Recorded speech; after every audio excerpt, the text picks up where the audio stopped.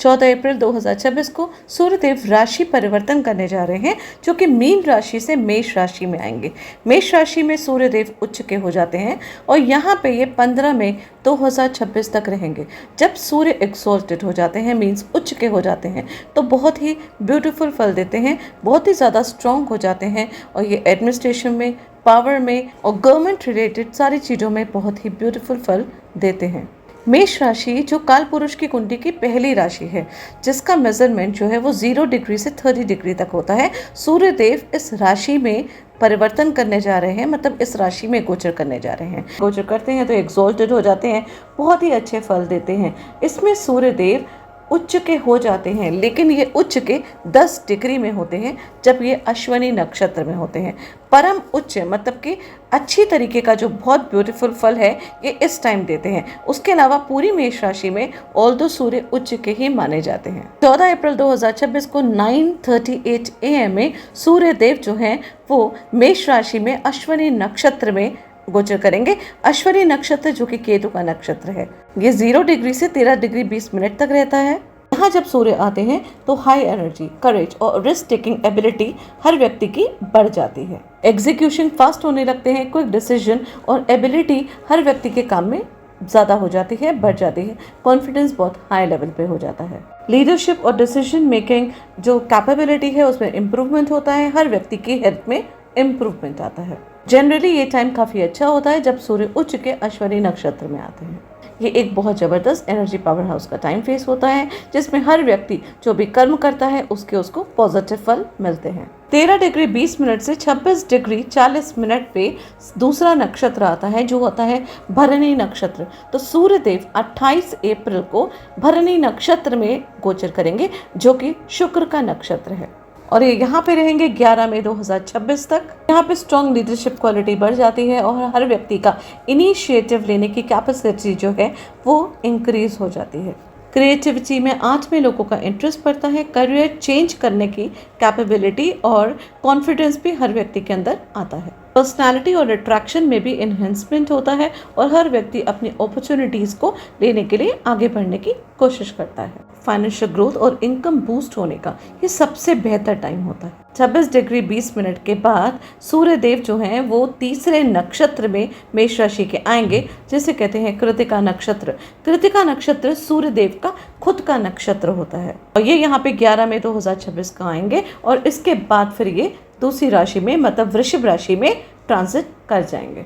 क्योंकि ये सूर्यदेव का खुद का नक्षत्र है तो इस टाइम हर व्यक्ति के अंदर पावर, अथॉरिटी बहुत ज़्यादा एनहांस होगी। लीडरशिप क्वालिटी बढ़ेगी, कॉन्फिडेंस में बूस्ट आएगा, बिजनेस ग्रोथ होगा, फाइनेंशियल इंक्रीमेंट होगा, बिजनेस एक्सपांड होगा। यहाँ पे मोस्टली बिजनेस के एक्सपेंसेस जो हैं वो खुलते हैं, बहुत ज़्यादा अपॉर्चुनिटीज़ जो आती हैं, लेकिन साथ ही साथ ईगो क्लैशेस भी होने की पूरी संभावनाएं होती हैं। हर व्यक्ति अपने टैलेंट का यूज़ करके हायर पोजीशन को प्राप्त कर सकता है और इस पॉजिटिव जो गोचर है उसका फ़ायदा उठा सकता है। अपने टैलेंट को इम्प्रूव करने का और अपने आप को प्रूव करने का ये बेस्ट टाइम पीरियड होता है। कुछ कॉशंस हैं जो इस पीरियड के दौरान जब मेष राशि में सूर्य आ जाएंगे, उच्च के हो जाएंगे, तो हर व्यक्ति को ले लेना चाहिए। जैसे सबसे पहली बात, ओवर एम्बिशियस से हर व्यक्ति को बचना चाहिए। ईगो क्लैशेस ना हो, इस चीज़ का बहुत ज़्यादा ध्यान रखना चाहिए।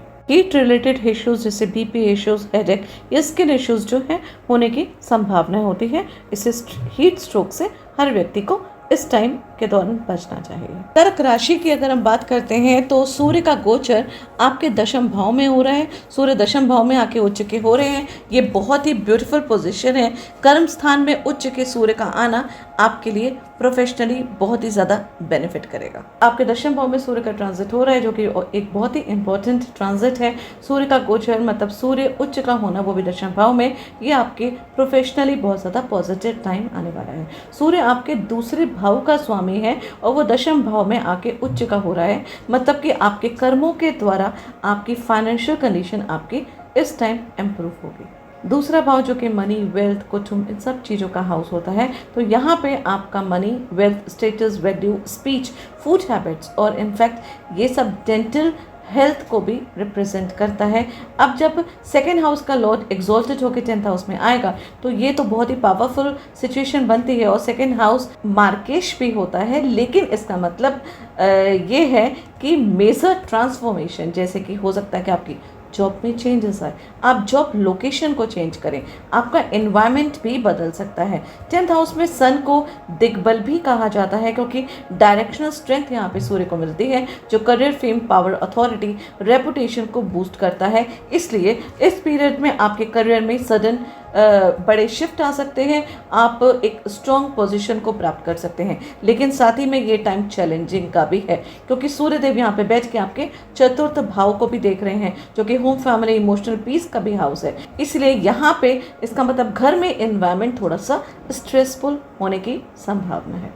ये भी हो सकता है कि आप करियर में इतने ज़्यादा बिजी रहें कि आपको घर के लोगों के लिए समय इस टाइम आपको नहीं मिल पाए।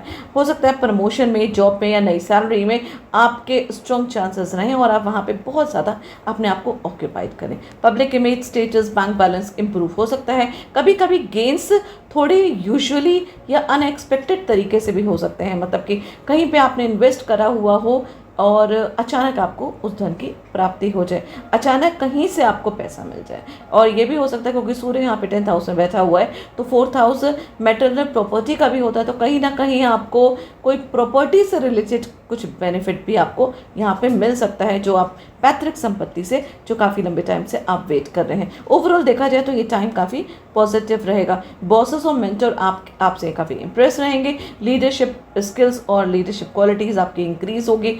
आपकी बातों को इम्पोर्टेंस दी जाएगी, आपकी बातों में पावर होगा, यहाँ तक कि आपकी बात भी रखी जाएगी। 14 अप्रैल से 15 मई तक एक तरीके का काफ़ी अथॉरिटी वाला टाइम आपके लिए हो सकता है, और इसी तरीके का माइंडसेट भी आपका बने रहेगा। लेकिन साथ ही में यहाँ पे ईगो क्लैशेस से आपको बहुत ज़्यादा बचने की रिक्वायरमेंट है। एक तरीके से कह सकते हैं कि एक बहुत बड़ा लेवल आपको मिल सकता है प्रोफेशनल लाइफ में, जहाँ पे सभी लोग जो हैं वो आप पे ट्रस्ट करेंगे, आपकी बात सुनेंगे और आपको आगे रखेंगे। लेकिन स्टिल मैं बोलूँगी कि घर को इग्नोर मत करिए। कोई प्रॉपर्टी वगैरह अगर आप खरीदने की सोच रहे हैं तो यहाँ पे आपको लीगल डॉक्यूमेंट्स वगैरह में थोड़ा सा ध्यान रखने की रिक्वायरमेंट है, वहाँ थोड़ी सी आपसे मिस्टेक हो सकती है। ये भी हो सकता है कि कोई EMI वगैरह या कोई लोन वगैरह जो आप काफ़ी लंबे टाइम से ले रहे हैं, थोड़ा सा मैं आपको ये सजेस्ट करूँगी कि ये टाइम जो है पेपर्स को रीचेक करने का टाइम है। एक बार अपनी जो भी इंटरेस्ट वगैरह आप दे रहे हैं उसको एक बार चेक कर लीजिए, हो सकता है कि कोई मिस्टेक वगैरह हुई हो, तो इस टाइम आपको वो मिस्टेक्स आपकी पता चल जाएंगी, आपके टिप्स में सब चीज़ें रहेंगी। मैं आपको फिर भी एक बार दोबारा ये चीज़ एक्सप्लेन करना चाहती हूँ, सजेस्ट करूँगी कि अगर कोई लोन वगैरह आपने लिया है, कोई प्रॉपर्टी से रिलेटेड कोई EMI वगैरह आप पे कर रहे हैं, तो बेटर है एक बार सारी EMIs पे जितना पेमेंट आप कर चुके हैं और जितनी नॉन पेमेंट रह गया है उन सब चीज़ों पे थोड़ा सा नज़र रख लें, और एक एक्सेल शीट को बना के अपने पास इस समय रख लेना चाहिए। आपकी नज़रों में मतलब आपको पता होना चाहिए कि कितना पेमेंट आपने दे दिया है और कितनी पेमेंट आपकी रह गई है, कहीं वहाँ पे कोई कैलकुलेशन में कोई मिस्टेक ना हो गई हो, उस चीज़ का आपको ध्यान रखना। अपने डॉक्यूमेंटेशन का स्पेशली इस समय बहुत ज़्यादा ध्यान रखने की ज़रूरत है। ये सूर्य जो है वो दशम भाव में बैठ के चतुर्थ भाव को देख रहा है, तो आपके घर वालों के लिए भी एक अच्छा एनवायरनमेंट रहेगा। अगर आप वर्क फ्रॉम होम करते हैं तो थोड़ा सा स्ट्रेसफुल आपके घर का माहौल रह सकता है। ओवरऑल देखा जाए तो सन का सबसे पावरफुल ट्रांजिट है, करियर ग्रोथ के लिए एक्सेलेंट टाइम है, न्यू जॉब पे अप्लाई करने के लिए बहुत अच्छा टाइम है, प्रोफेशनली ये बहुत ही ब्यूटीफुल टाइम है क्योंकि सूर्य उच्च के आपके दशम भाव में आके बैठे हैं। अगर आपकी सूर्य की दशा, अंतर्दशा या महादशा चल रही है तो ये टाइम में आपको ज़्यादा इफेक्ट देखने को अपने मिलेगा, या फिर आपका कोई भी प्लैनेट जो है वो सूर्य के नक्षत्र में बैठा हुआ है तो भी आपकी लाइफ में ज़्यादा इफेक्ट देखने को मिल सकता है। जब भी सूर्य गोचर में आता है, ट्रांजिट में आता है, तो ये कुछ चीज़ें जो हैं वो हर व्यक्ति को कर लेनी चाहिए। इससे आपका सूर्य जो है कुंडली में स्ट्रॉन्ग होता है।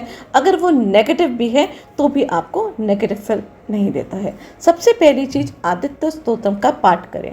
दूसरी चीज़, सूर्य को जल देते समय ओम आदित्य नमः का मंत्र जाप करें। तीसरी चीज़, सूर्य गायत्री मंत्र का जाप जो है दिन में कम से कम 108 पर ज़रूर करें। और उसके बाद ये चौथा मंत्र मैं आपको बता रही हूँ, इसे 11 बार सुने या फिर पढ़ें।